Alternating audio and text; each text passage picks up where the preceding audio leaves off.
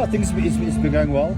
We've obviously had a split pre-season, so some of the guys had a short pre-season into Currie Cup to get them playing a little bit, get their minutes up, get them into form, and then there was also an additional group that had about 8 weeks of old school pre-season where we laid a good foundation. The last 2 games we've entered some of them. We've still got about 15, 16 guys out injured or not playing, so they should be 95% of them should be back before December. But I think good. We honed in on a lot of deep basics. Worked really hard in fundamentals and our game model, how we wanted to play. So yeah, majority of the healthy group played the last 2 weekends and in the Currie Cup. So yeah, we're really excited about the URC season, to be honest. What have you seen in the Currie Cup that's excited you that you can take forward into the opening round next week? We've obviously experimented in between the 2 groups and in different ways of plays. We've experimented in, without giving too much away, defense scenarios, attack scenarios. Ticked a couple of boxes there. We felt we've grown a little bit. Just the way of our group, another 6, 7, 8, 9, 10 games for someone like Isian Arif that's only 22 years old, for Renzo, for a lot of the younger guys, it's massive for their development. So there's been some. The nice thing about the guys playing Currie Cup is they've showed us where they are. They've showed where we still need to develop and improve it as a group and in system. And it also showed that we feel that they've got confidence in how we want to play as well. You've mentioned now that you guys have got 16 players that you are worried about with injuries and stuff. So that gets to the question about pre-season, early season fatigue. Is that something that with the Currie Cup that you guys maybe have considered and might be worried about? This group might have to take through to December. To be honest, we probably, in all honesty, we probably played 2 more games than the Sharks, Bulls, and the Stormers in terms of the main guys that's got to play URC. So to be honest, we're not worried about early load. Yes, when Morgan got injured, Asia and John did play more than what they would have if Morgan was also fit, for instance. But we know that there's 5 URC games starting next weekend. So the first block, we probably made it a 7 to 9 game block, which is heavy in the Super Rugby context, but in the URC context, it's almost normal now. So we'll also then have opportunity to refresh the squad in November with a plan we've got with training weeks, with long weekends that we're ready for. We actually can refresh while staying almost physically and mentally sharp and ready for the next block. We need to be better at that second block. I think the last 2 seasons we weren't good enough in that second block. It's a tough start when you're going overseas immediately. When you guys depart, yeah. So what's the early objectives for that? Yeah, obviously we've got a final Saturday, then Tuesday afternoon we jump on the airplane.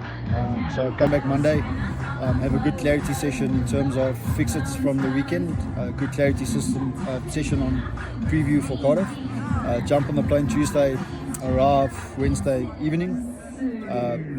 Get to the Cardiff game, which is important for us to really start well. Sunday.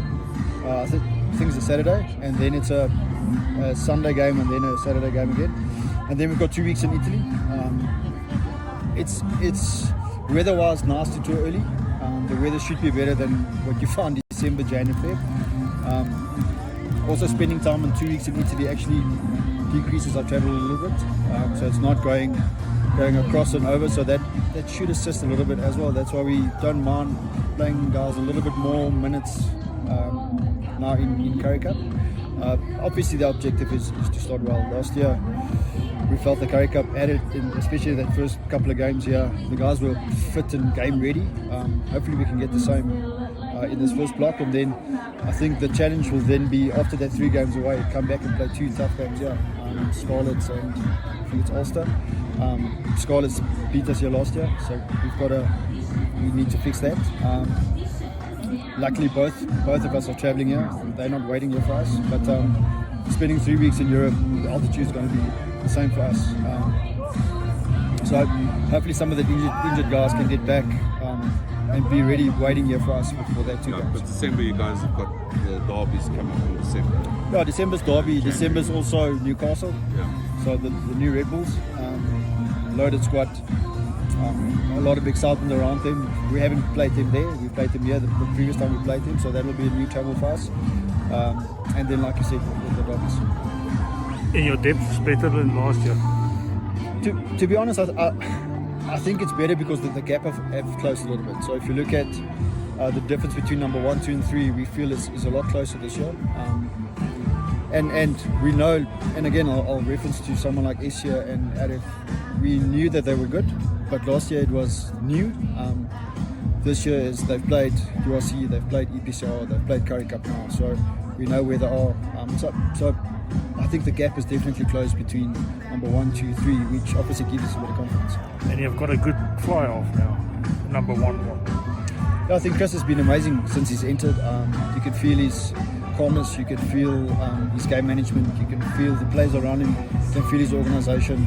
He's been a fresh of breath air. Richard at Inside Centres. Yeah, been a little bit of an experiment. Enjoying it.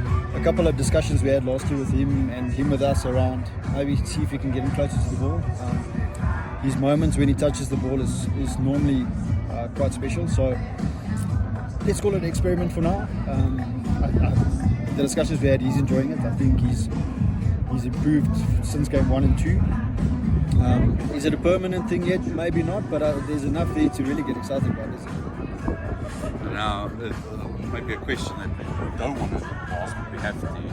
The situation about us not, is he going to be involved with the early tour squad? Yeah, unless the box pick him. From our side, he's available. There's obviously a process happening in the background for us. As you saw tonight, a really popular player between the players, immense for us in the squad. So he's available to play, so we're going to play it definitely. And then also the Springboks depth has also grown, and is that perhaps right now the true proof of this work that you guys have been doing at the union? Maybe been a bit unlucky with the URC standings and stuff, but players are getting rewarded for their efforts and for putting in hard graft with you. Is that maybe also a reward in itself? We believe so. If this interview was 2 years ago, I would have stand here and say hopefully we can produce a Springbok this season, and I'm really proud to say I think it's 6 in the last year and a half. Obviously Jordan and Edel have moved on, but they still becoming Springbok while they were here. Us as the newest one here, seeing Krapi constantly in the group or in the 30 is huge for us. I believe, and I'll say this, hopefully in the next 2 years there's another 4, 5, 6 that we believe can potentially move into there. And as we did in 2015, 16, 17, before you know, through consistent performances, you might end up with 10 to 15 Springboks. And obviously it's a dream for us. Obviously we would love it. Like Mzwaki alluded to earlier tonight, is the difference between our system maybe and other systems is we select a little bit younger, earlier. And just tonight, I mean, Guillermo and Ash is one of the best, 2 of the best under 20 players in the world. They should probably get a crack with us next season, and anything's possible. And then lastly, you must be quite pleased that Angelo has come in, and he's showing good signs that he could maybe replace that loss of Edward. Well, to be honest, I think all 5 new players that entered has already made a big difference. Sebastian, Dylan, Angelo, Chris, there's one more. Anyone. So we're excited about that. You can't replace Edward. Edward is Edward. Angelo's got a little bit of a different game. His strengths and points of difference is slightly different. But I mean, he showed us already, if you give him ball in space, he's going to finish and he's going to work hard. I'm really impressed with all the newcomers. I think they've leaned up, they've shaped up, they're a little bit fitter already. So I'm really excited. That's happy. Yeah, okay.